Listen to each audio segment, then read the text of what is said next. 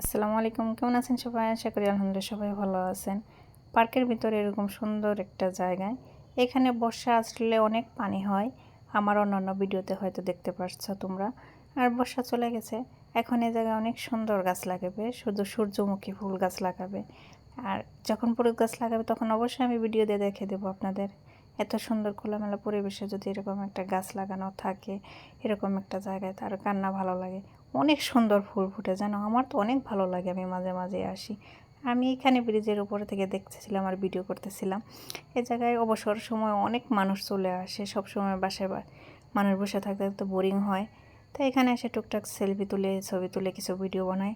অনেক সুন্দর একটা জায়গা। আর তোমরা সবাই আমাকে শুধু জিজ্ঞেস করো আমার ক্যামেরাম্যানকে বা আমার ভিডিও করে দেয় কে। তাই ফাইনালি আজকে তোমাদের দেখে দিলাম, এইটা হচ্ছে আমার ক্যামেরাম্যান, আমার একটা ভাইয়া। তাই ভিডিওটা অবশ্যই সাবস্ক্রাইব করে